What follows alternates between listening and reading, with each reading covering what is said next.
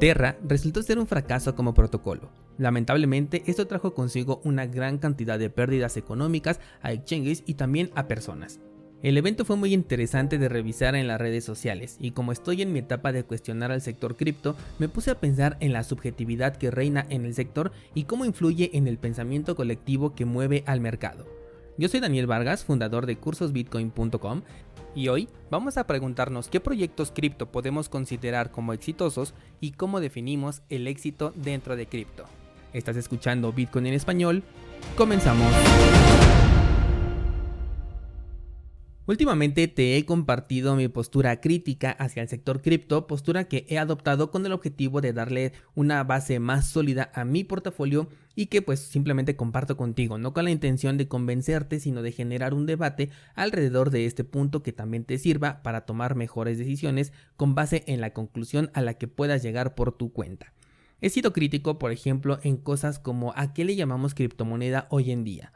El término no sé si se inventó justo cuando nació Bitcoin, porque en el white paper no es definida de esta manera, pero sí sé que nunca había tenido tanta relevancia esta palabra hasta la llegada de Bitcoin, porque definió perfectamente lo que una moneda basada en criptografía representaba con todo y las ventajas que ésta tenía.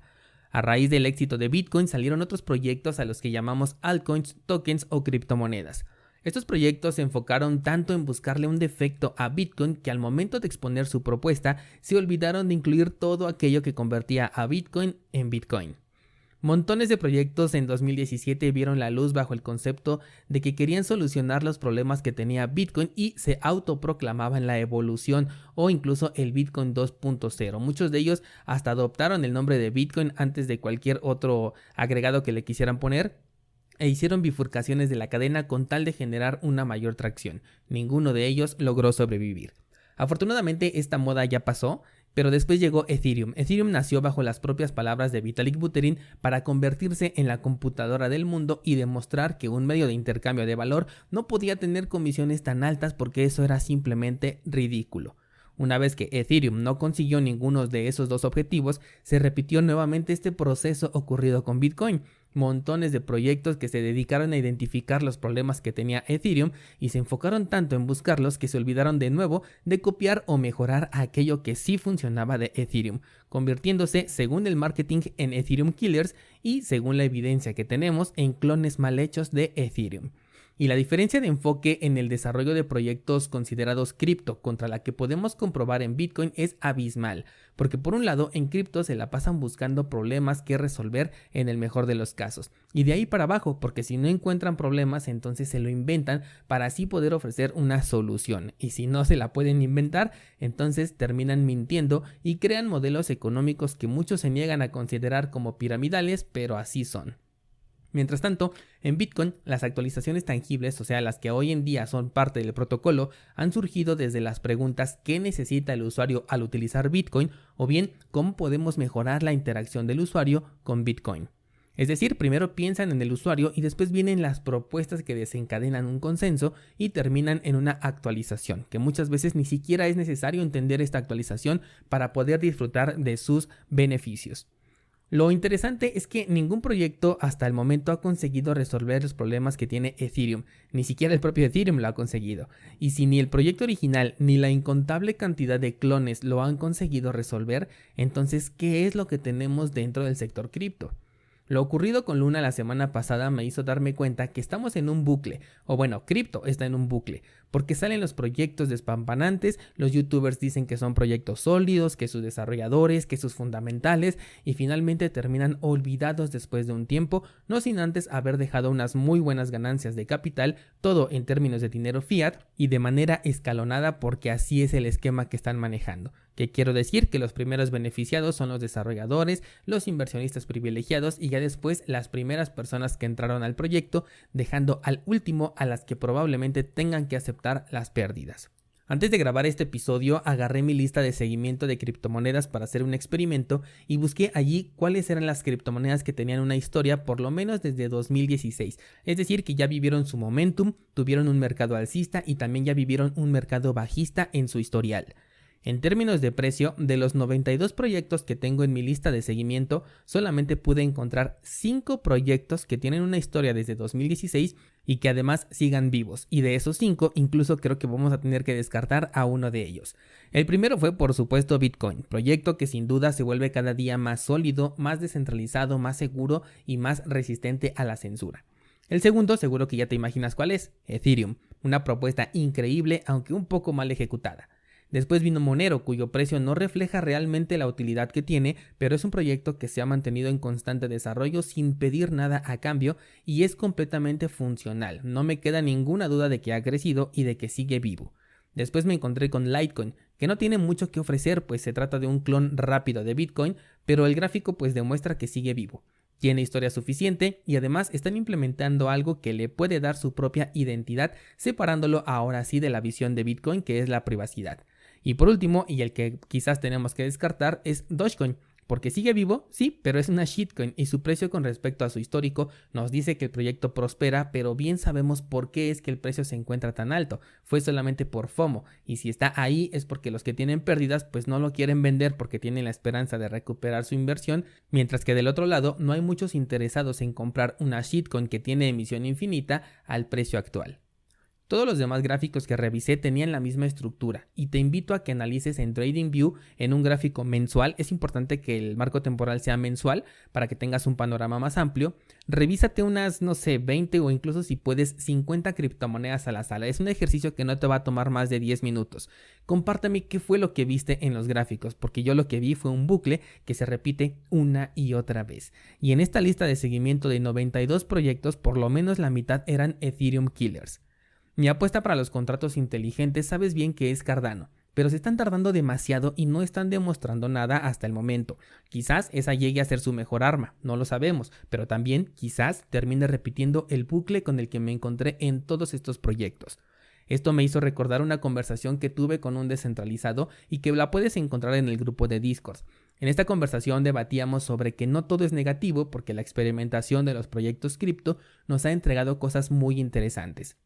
La semana pasada incluso enlisté aquello que se me hace interesante de esta experimentación, pero interesante tampoco es lo mismo que útil, necesario o exitoso. Y esta es la palabra a la que quería llegar. ¿Cuándo podemos considerar un proyecto cripto como exitoso?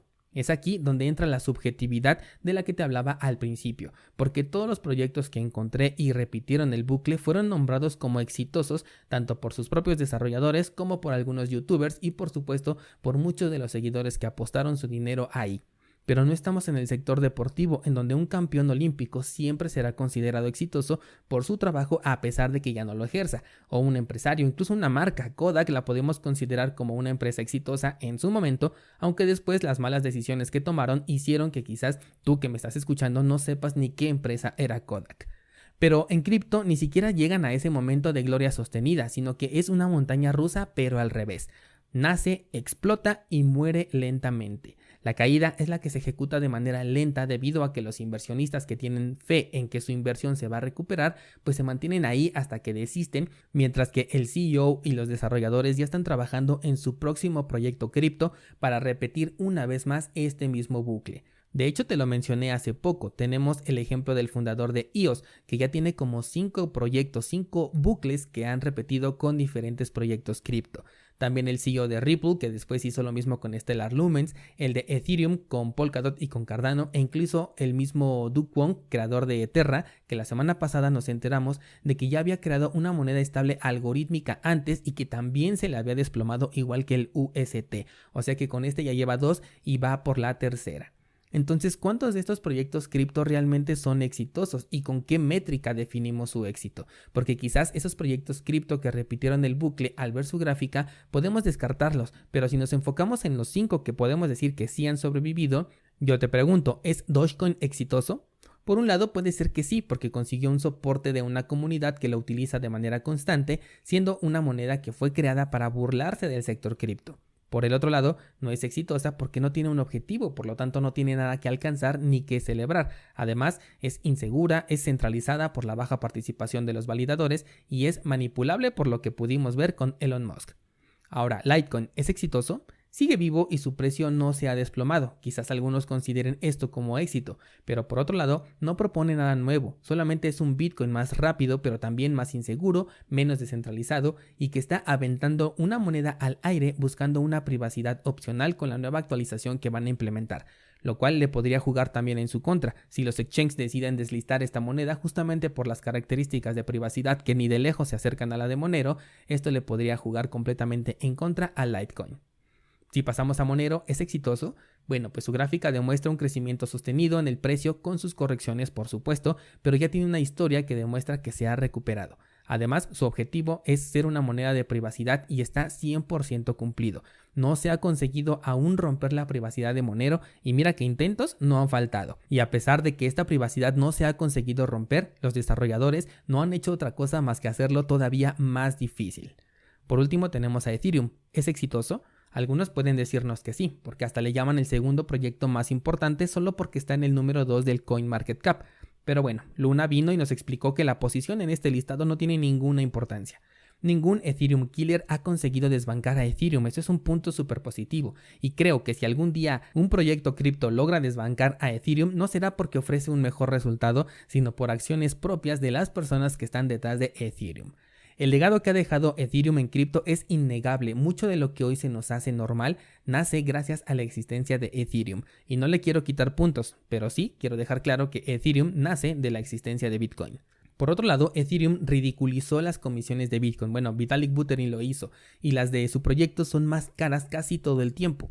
Se la ha vivido en promesas desde 2017 y lo peor es que una vez que se cumpla la máxima promesa que han postergado desde ese año, será prácticamente nulo el efecto que tenga en la experiencia del usuario final, porque él seguirá pagando comisiones altas de acuerdo a la congestión en la red, que es lo que más se tiene que resolver y en lo que están dejando en segundo término. Además está muy centralizado, no solamente en su desarrollo, sino también en la validación de sus transacciones. Y con la prueba de participación, me temo que esta centralización va a incrementar. Entonces, ¿tú cómo definirías el éxito de Ethereum con base en estos puntos? Ahora la pregunta más interesante que te quiero hacer el día de hoy. Después de darnos cuenta del bucle del que te vine hablando a lo largo de todo este episodio, de los únicos 5 proyectos que pude encontrar en mi lista de seguimiento que se pueden seguir considerando como vivos, con su respectivo análisis que le hicimos, de tener DeFi, que es el sector en donde más dinero se ha perdido, de ver múltiples monedas estables que han perdido su paridad y se han desplomado, y cadenas que se tienen que apagar para poderse recuperar, entre muchas otras cosas, ¿es cripto algo que se puede considerar como exitoso? Quiero leer tus respuestas descentralizado. Te invito al grupo de Discord para que compartas tu opinión al respecto y recuerda que estos son solamente cuestionamientos que me estoy haciendo. No estoy dando nada por sentado, solamente observo lo que sucede, me genera dudas y estas dudas las comparto contigo en este espacio. Seguro que se va a poner bien interesante el debate, así que vámonos al Discord y por allá seguimos con este debate. Por el momento ya no tengo nada más que contarte, así que hasta pronto.